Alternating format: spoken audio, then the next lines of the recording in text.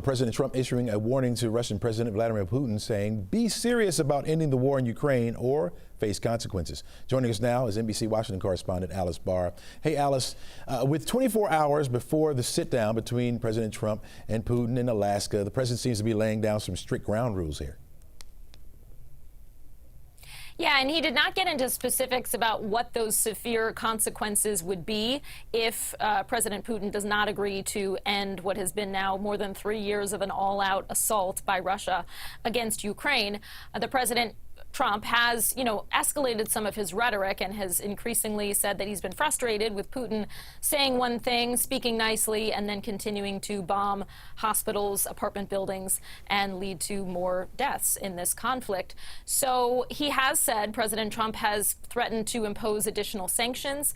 In the past, he had set up a deadline that came and went last week for when he said there were going to be new sanctions levied against Russia, and also there was going to be more tariffs put against Russian trading partners, people who buy Russian oil. We have seen India hit with higher tariffs because it is a big consumer of Russian oil. But outside of that, President Trump put a pause on that deadline of imposing those new sanctions until after tomorrow's summit. So while he didn't get specific about what the consequences would be, there's every opportunity for him to go back to those sanctions. There are a lot of both Republicans and Democrats on Capitol Hill who have for some time now been looking to levy more sanctions against Russia. So there's the will there for that to happen, and the possibility that that could be his next step if he doesn't see what he wants tomorrow. Yeah, Alex, the president said he does not plan to give up Ukraine territory to Putin without Ukraine being in the room. How firm is the White House at this point, or could we see more of that wheeling and dealing taking place?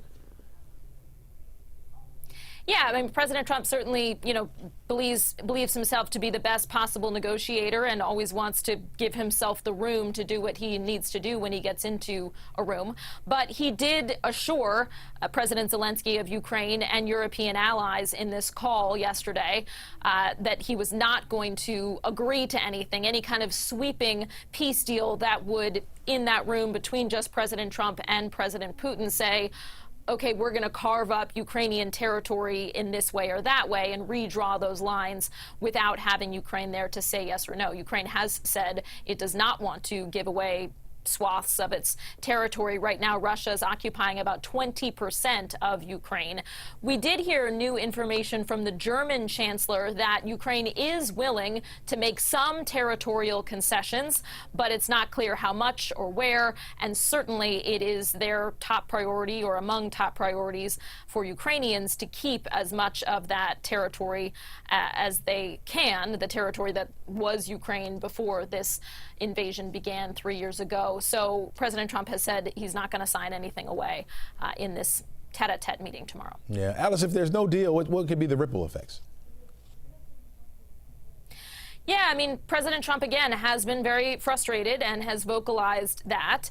It's possible that that frustration could swing back toward Ukraine as well. Let's say in that meeting, Zelensky has been concerned that he has said he thinks that Putin is bluffing and that he could potentially, he believes, deceive the United States.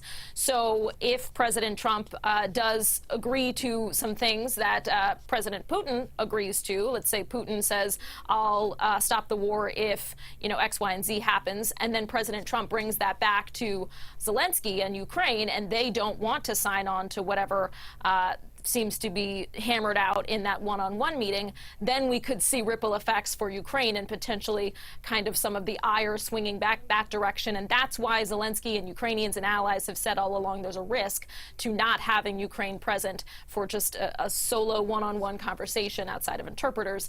That's going to happen tomorrow between Presidents Trump and Putin. All right. Alice Barr, thanks so much for your information and your insight. Appreciate it.